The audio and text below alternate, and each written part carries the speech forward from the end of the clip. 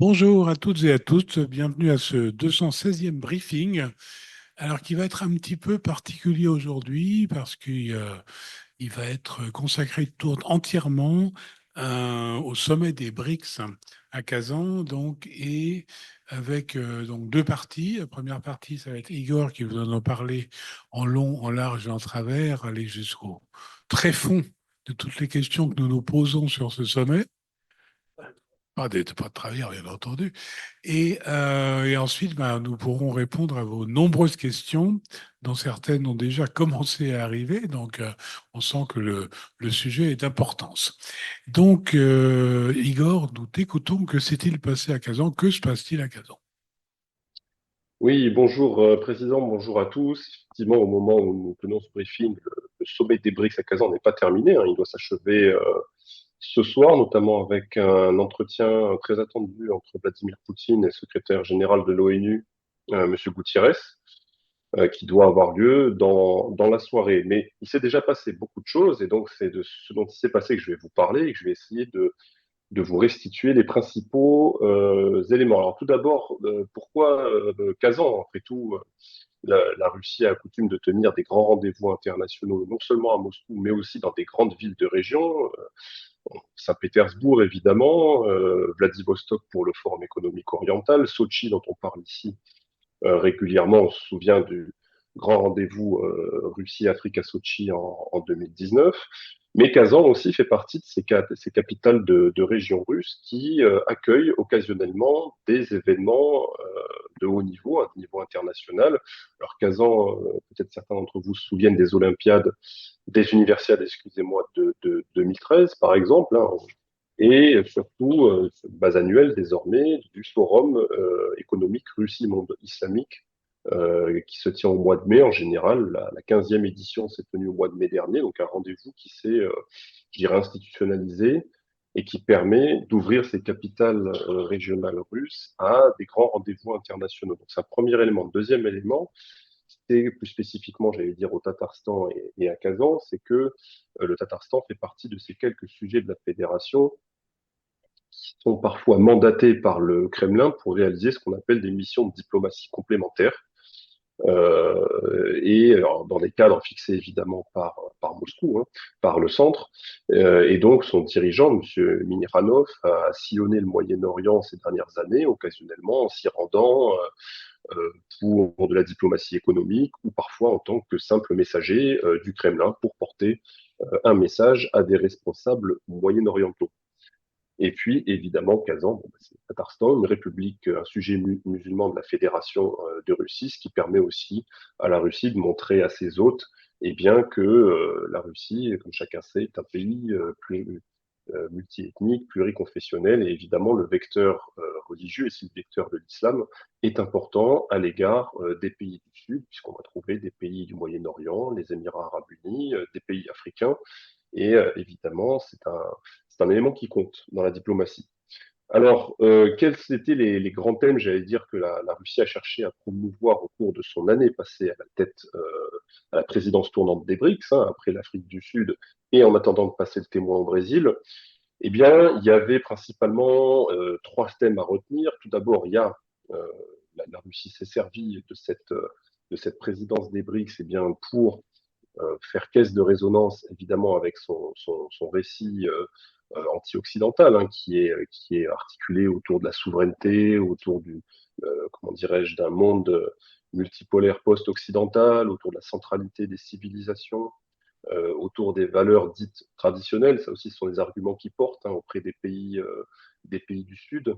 C'est un premier élément. Le deuxième élément, c'est la volonté de Moscou de structurer sa relation avec ce qu'on appelle en Russie la majorité mondiale. Alors, évidemment, les BRICS ont été un canal pour ça, pour la Russie, pour se servir, mettre à profit cette année passée à la tête des BRICS aussi, pour essayer de structurer cette nouvelle relation avec cette majorité mondiale. Alors, la majorité mondiale, c'est quoi? C'est un concept qui a émergé en Russie depuis l'éclatement du conflit en Ukraine, hein, et puis qu'on a vu surgir dans les écrits académiques, dans les discours politiques en 2022-2023, et qui finalement s'applique une déclinaison, j'allais dire russe, d'un autre concept qu'on connaît tous, qui est le concept de Sud global, mais qui est un concept occidentale est beaucoup plus libérale dans son acception, alors que le concept de majorité mondiale, lui, est plutôt politique et regroupe finalement les pays non occidentaux que les Russes considèrent comme étant souverains ou relativement souverains à l'égard de l'Occident, c'est-à-dire capables,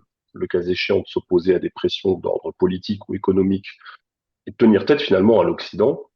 Euh, euh, cette perception a émergé notamment au fur et à mesure que l'ONU était examinée à l'ONU des résolutions qui condamnaient ou critiquaient la Russie pour ce qui se passe en Ukraine, et où on a vu, on en a parlé ici même lors de nos différents briefings, hein, que la position des pays du Sud n'était pas univoque. Il y avait des nuances, il y avait des gens qui ne votaient pas, des gens qui s'abstenaient de voter, des gens qui quittaient la salle, et finalement, il y avait évidemment une volonté de ces pays du Sud de tenir une forme de distance à l'égard de ce dossier ukrainien, et des prises de position dans certaines capitales qui étaient nuancées et pour certaines d'entre elles même compréhensives, relativement compréhensives, on va dire, à l'égard de la Russie. Bon, tout ceci a fait que les Russes ont eu tendance à voir dans ces développements une forme d'actif pour leur politique étrangère, un actif qu'il fallait mettre à profit et sans trop savoir comment le mettre à profit. Et évidemment, les BRICS, la présidence tournante des BRICS a fourni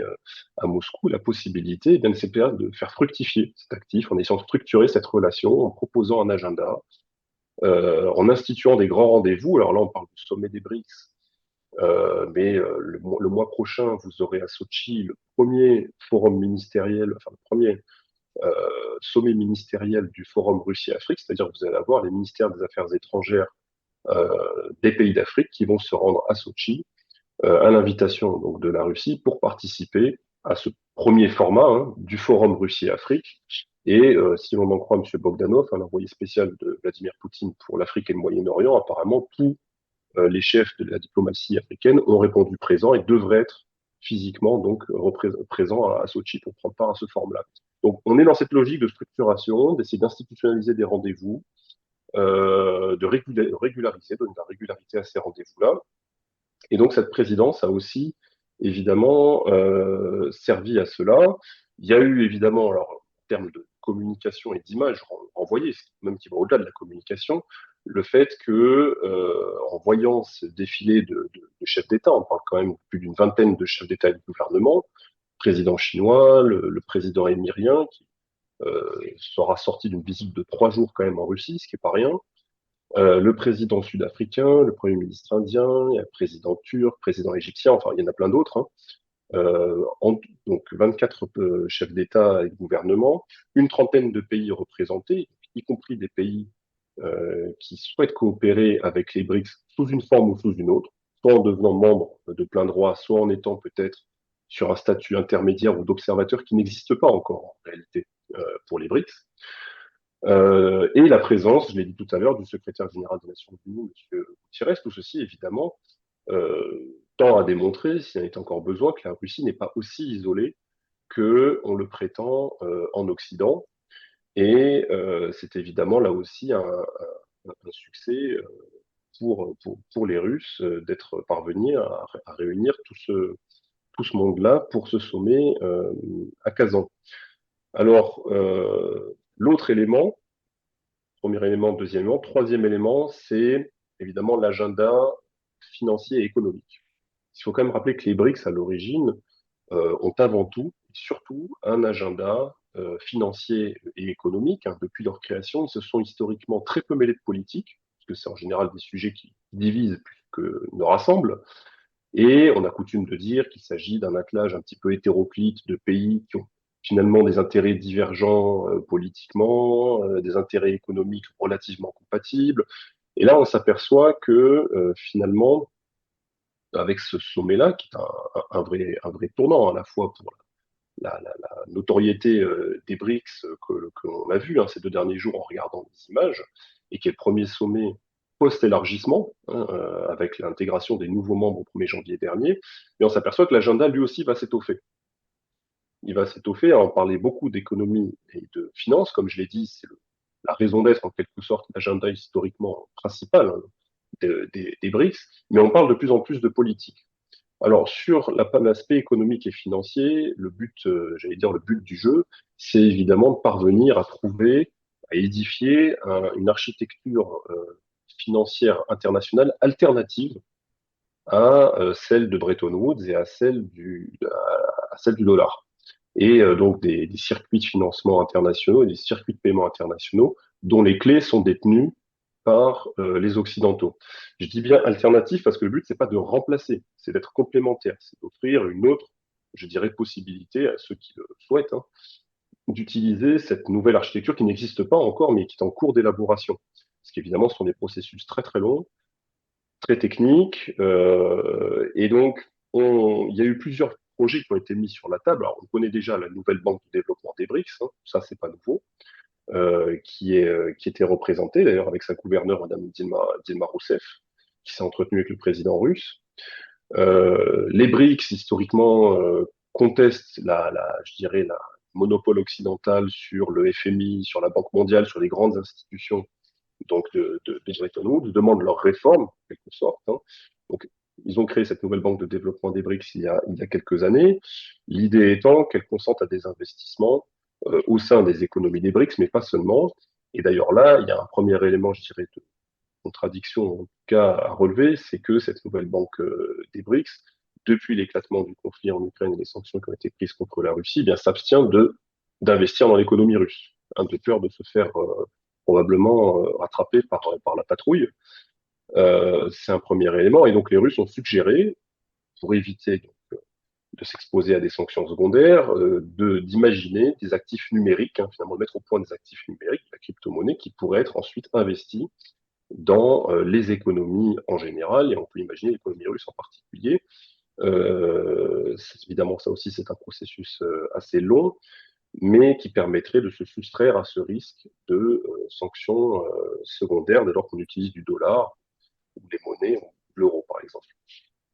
Alors ça, c'est un premier élément. Les autres éléments, donc sur cette architecture financière, il y a un mécanisme qui a été suggéré une fois de plus au cours de ces mois de présidence russe, et donc, qui a été évoqué à Kazan, c'est le système de dépôt et de règlement transfrontalier qui s'appelle BRICS-Clear, là aussi dans une logique de financement international. Le système de paiement par carte qui s'appelle BRICS-Pay. Alors peut-être que si vous avez vu circuler sur les réseaux sociaux ces images de cette carte qui a été distribuée d'ailleurs à Kazan à ceux qui participaient au sommet, cette carte BRICS-Pay, en fait, qui est à la forme d'une carte de crédit, sauf qu'elle a un QR code, un gros QR code, et elle fonctionne avec un QR code. Le fonctionnement, pour ce qu'on croit en comprendre, est assez simple. Cette carte de paiement est reliée à une application qui s'appelle BRICS-Pay, hein, comme toutes les cartes de crédit sont reliées à l'application de la banque, si vous voulez. Et cette application, en fait, fait office de portefeuille électronique que vous créditez à partir d'une autre carte, Visa ou Mastercard, j'allais dire classique, adossée à votre compte en banque dans votre banque d'origine, et qui permet donc, à travers ce QR code, de réaliser des paiements en devise nationale. Là, c'était quelque part, je dirais, un petit peu un prototype que visiblement on a vu à Kazan, mais les Russes, rappelons-le ici, ont quand même l'expérience de l'architecture de paiement autonome avec les cartes de paiement MIR, hein, et le système de paiement par carte russe qui a été créé depuis 2014, hein, ainsi que le SPFS pour les paiements interbancaires en Russie et d'ailleurs aussi au-delà de Russie. Les Iraniens ont leur système de paiement internationaux, les Chinois aussi ont leur. La question, c'est comment est-ce qu'on harmonise tout ça pour faire quelque chose de cohérent et qui fonctionne et qui n'est pas, évidemment, potentiellement vulnérable à l'égard d'institutions internationales occidentales ou en tout cas qui potentiellement peut être frappé par des sanctions ou en tout cas menacé par les Occidentaux. Donc il y a eu ça, il y a eu d'autres idées qui ont été mises sur la table, celle d'une autorité, d'un tribunal d'arbitrage des BRICS pour les litiges économiques, l'idée d'une autorité fiscale commune et également une bourse aux céréales. Ça, c'est évidemment un sujet dont on a beaucoup parlé ces derniers mois, hein. Une bourse aux céréales, donc des BRICS, qui servirait plusieurs objectifs. Alors, évidemment, toujours la question du prix, de ces céréales, la question de l'accessibilité, la question de la souveraineté alimentaire, finalement, qui est sous-jacente, hein, qui est un vrai sujet. Alors, dans les BRICS, on trouve un grand producteur d'ordre mondial qui est la Russie, on a beaucoup parlé lors de nos précédents séminaires, et des clients pour qui garantir l'accès à des céréales à des prix, je dirais, corrects et très importants, l'Afrique du Sud et la Chine, par exemple. Mais évidemment, cette bourse des BRICS, si elle voit le jour, eh bien, laisse sur le, j'allais dire sur le carreau, en tout cas, met de côté des producteurs mondiaux très importants, comme la France et le Canada, qui manifestement n'ont pas spécialement vocation à intégrer cette bourse des BRICS. Alors, je parlais de politisation tout à l'heure. Historiquement, les BRICS sont pas vraiment mêlés de politique pour éviter peut-être de faire apparaître parfois certaines contradictions internes. Il y a eu un moment sur lesquels ils ont pris une position très claire, c'était en 2011, lors de la guerre en Libye. Il y a eu des déclarations des BRICS, je crois que c'était lors du sommet de Hainan en Chine, où là, il y a une déclaration concrète pour critiquer la guerre menée par l'OTAN en Libye, en tout cas à l'aide de l'OTAN en Libye. Sauf que là, on a vu s'étoffer l'agenda politique depuis 2022. Il y a eu, quand on regarde la déclaration finale du sommet de Kazan, hein, qui a été déjà publiée hier soir, alors c'est un gros document qui fait presque une cinquantaine de pages, il fait 43 pages. Il y a 134 points, donc c'est épais.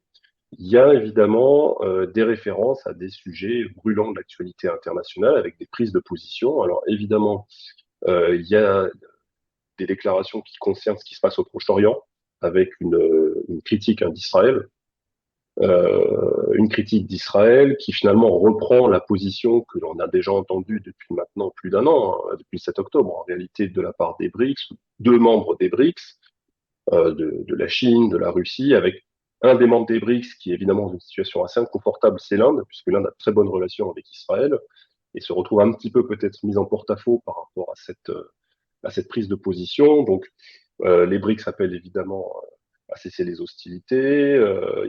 Ils expriment leur vive inquiétude à l'égard de la situation à Gaza et au Sud-Liban et condamnent Israël pour les frappes et les attaques contre les infrastructures et le personnel humanitaire en relation avec ce qui s'est passé notamment à Gaza, hein, ces derniers mois. Il y a un article sur l'Ukraine très prosaïque où on appelle à un règlement pacifique du conflit, mais finalement, évidemment, très peu de choses, le respect de la Charte des Nations Unies. Donc ça, c'est des choses qu'on a lues notamment dans le premier, ce qu'on appelait le plan chinois présenté l'an dernier, qui commençait par la Charte des Nations Unies est rappelée, et que l'on relie dans le plan présenté par la Chine et le Brésil, où là aussi il est rappelé en préambule en quelque sorte, hein, le respect des grands principes de la Charte des Nations Unies, donc souveraineté et intégrité territoriale. À ce propos, Vladimir Poutine, il me semble que c'était avant-hier, lors du premier jour de ce sommet, a rappelé que le règlement du conflit en Ukraine pourrait se faire, d'après lui, sur la base du document d'Istanbul. Donc rien de nouveau, ça a été déjà dit par les Russes de manière assez régulièrement, mais aussi sur la base du projet sino-brésilien présenté donc il y a quelques semaines lors de l'Assemblée générale des Nations unies à New York. Il y a enfin des références à la Syrie, il y a aussi un point sur le nucléaire iranien, hein, qui selon les BRICS, donc cet accord sur le nucléaire iranien doit être réactivé le plus rapidement possible. Donc quand même des prises de position politiques, dans le phrasé évidemment, on évite les formules corrosives et je dirais les grandes sorties lyriques. Ça reste quand même assez prosaïque, mais néanmoins, ce sont des prises de position que les BRICS sont tenus à faire apparaître. Alors, il y a évidemment quelques ombres au tableau de ce sommet des BRICS. Hein. Tout d'abord, il y a un grand absent, c'est l'Arabie Saoudite, une grande absence. L'Arabie Saoudite, je rappelle que l'Arabie Saoudite, depuis le 1er janvier 2024, est formellement membre des BRICS, sauf qu'en réalité, elle dispose d'un statut un peu intermédiaire. Une fois encore, ça faisait partie de l'agenda de la Russie cette année, c'était intégrer les nouveaux membres, et deuxièmement, élaborer des critères pour les futures adhésions, c'est-à-dire selon quels critères on va considérer qu'un État peut être candidat ou pas à une entrée dans les BRICS. Là, évidemment, c'est beaucoup de discussions. D'après Vladimir Poutine, il y a aujourd'hui une liste de 13 États qui manifestement répondraient à ces critères qu'on ne connaît pas vraiment. Hein. On n'a pas vu de liste concrète, en tout cas moi j'en ai pas vu.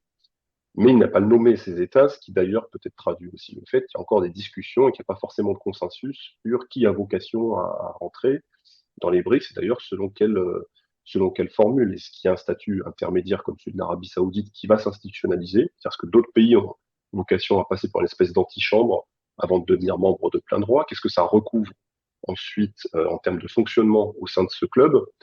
C'est des choses pour lesquelles on voit pas très clair pour l'instant, à vrai dire, hein. Donc l'Arabie Saoudite n'était pas présente.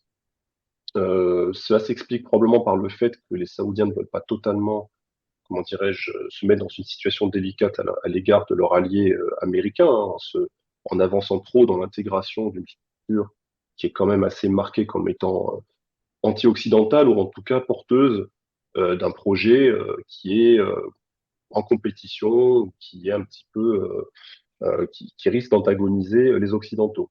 Disons que les Saoudiens là-dessus prennent un petit peu leur distance, mais tiennent quand même à voir ce pont construit avec les BRICS. Voilà ce que je pouvais dire dans les grandes lignes pour essayer de présenter ce sommet et ses enjeux, Président. Bien, merci infiniment. Alors, il y a beaucoup de questions, effectivement, qui arrivent. Euh, alors, que penser de la présence du vice-premier ministre serbe?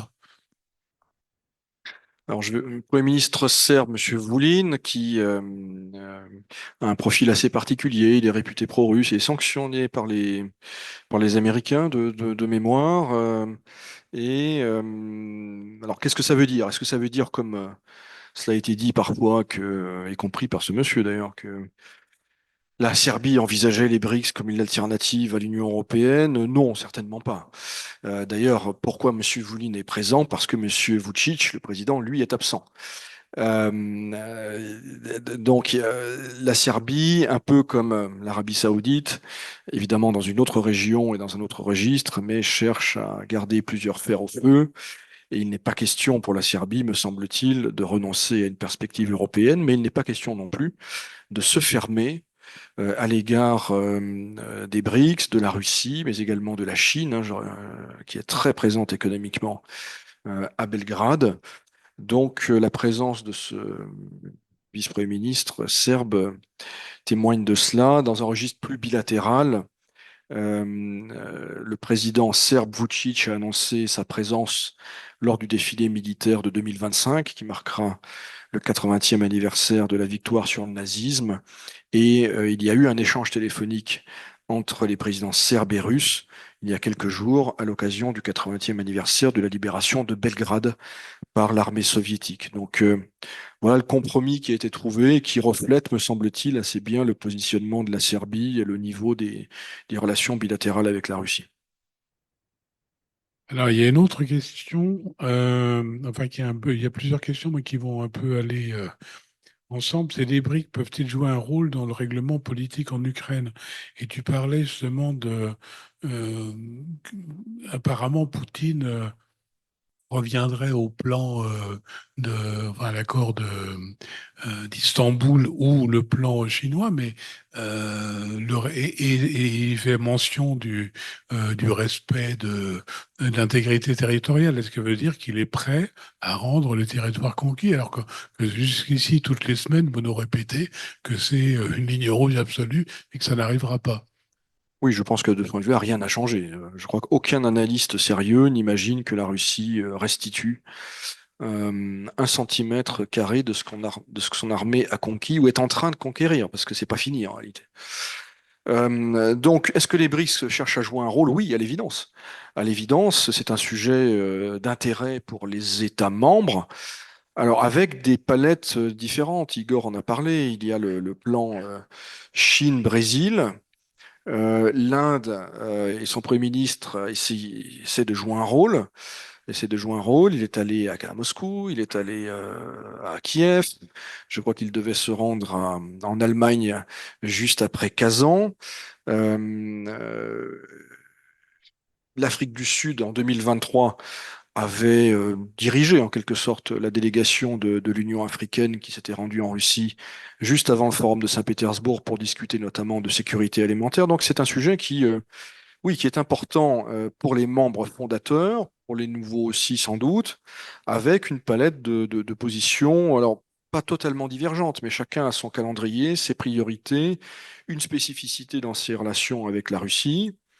Euh, il est clair que, bon, on en a parlé, le plan chinois et le plan sino-brésilien, ce n'est pas un plan de paix en réalité, c'est un rappel de grands principes, plus qu'une feuille de route, il faut être très clair.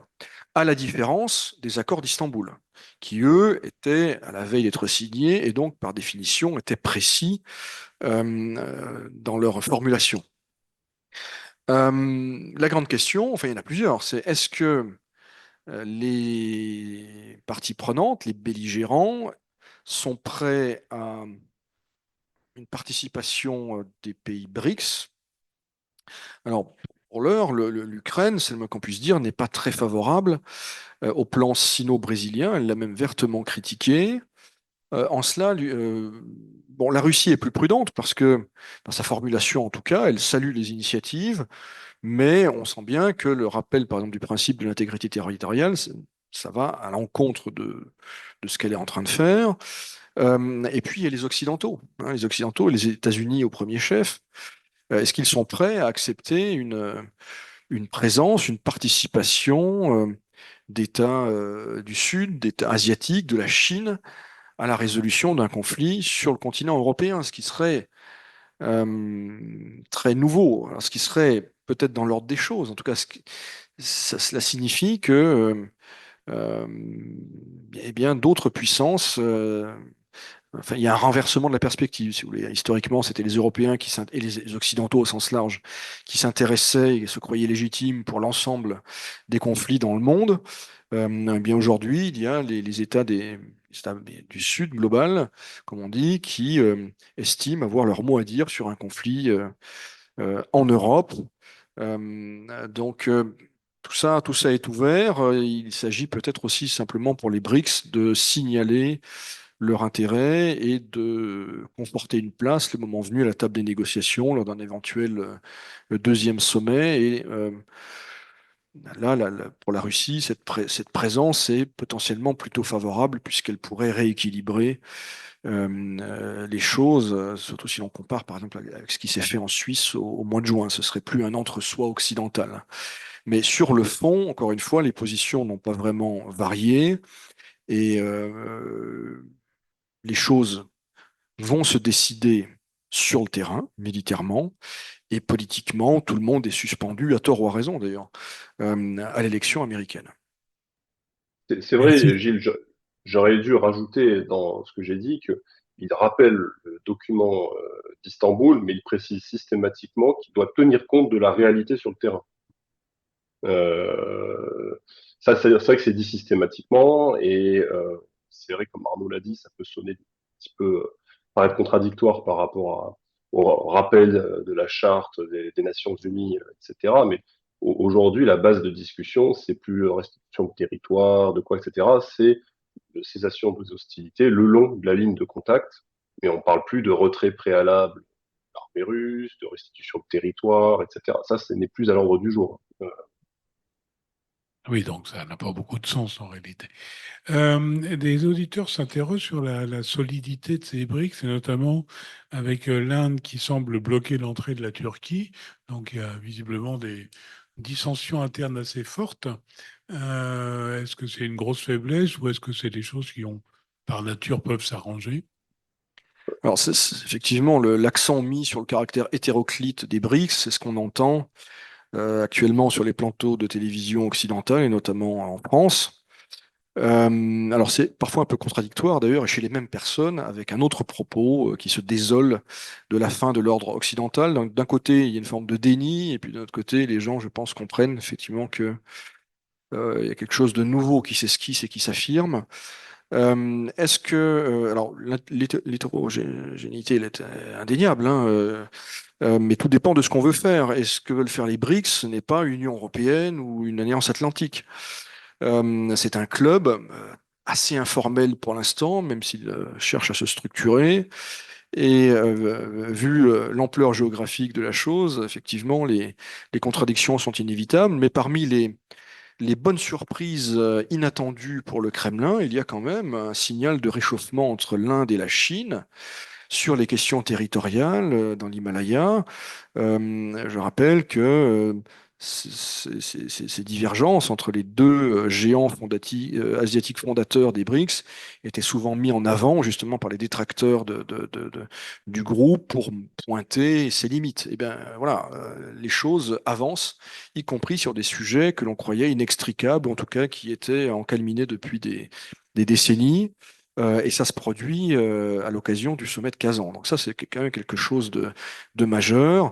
Et ce qui me fait dire, moi qui suis des affaires russes et la politique étrangère russe depuis longtemps, que ce dont avait parlé Primakov, Premier ministre russe en 1998-99, hein, je rappelle qu'il avait été le premier à parler d'un triangle Russie-Chine-Inde, et bien ce triangle est en train de s'esquisser très fortement et la ligne un peu faible ou problématique entre l'Inde et la Chine tend à se normaliser. Alors tout n'est pas parfait, que les choses soient claires, les rivalités vont se maintenir, mais les progrès sur la question territoriale entre l'Inde et la Chine, c'est quand même quelque chose de significatif.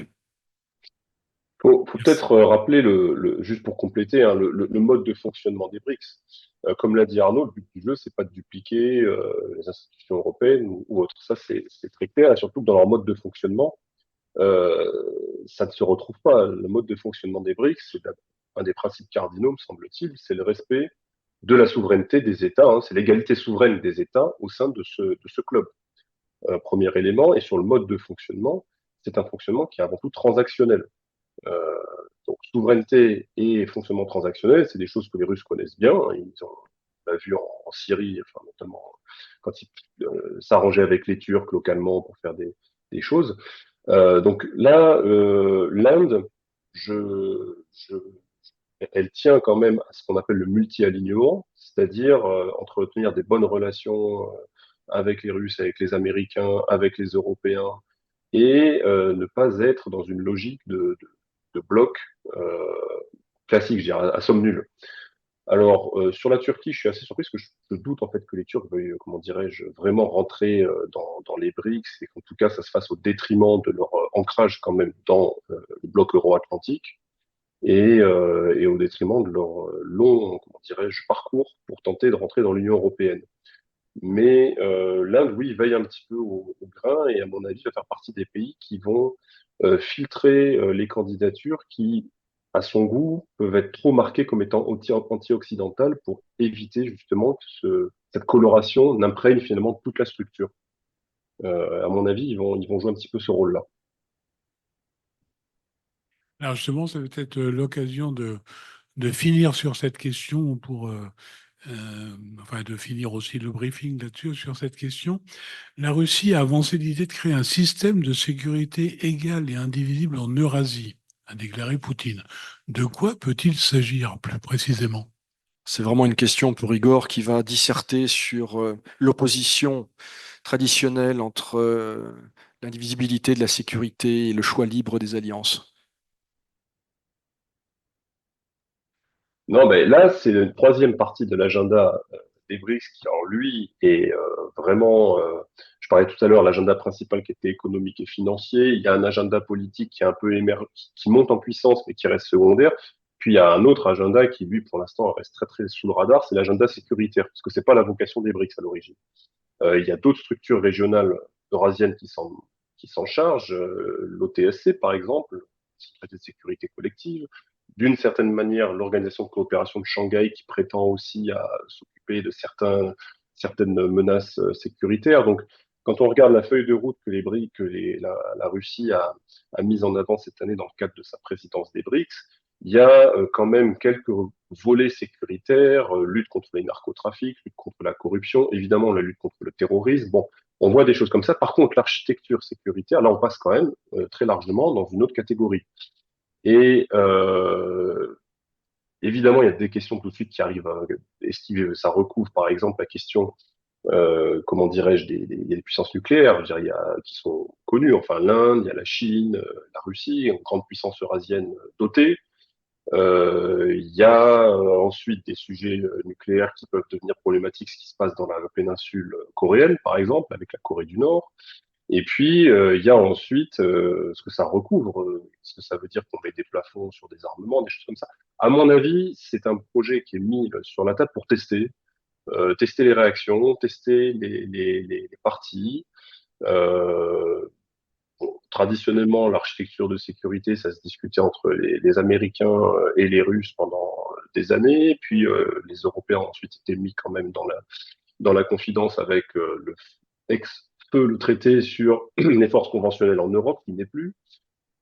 C'est aussi un moyen d'envoyer un signal aux Occidentaux en disant si vous ne voulez pas discuter d'architecture de sécurité avec nous en Europe, eh bien on va le faire de notre côté avec les Chinois, avec les Indiens, avec les autres, même si on n'est pas certain du résultat, en tout cas à ce stade, dans le cadre des BRICS, comme j'ai dit, c'est un agenda qui n'est même pas secondaire, il est au troisième ou quatrième plan. C'est pas la vocation des BRICS à l'origine.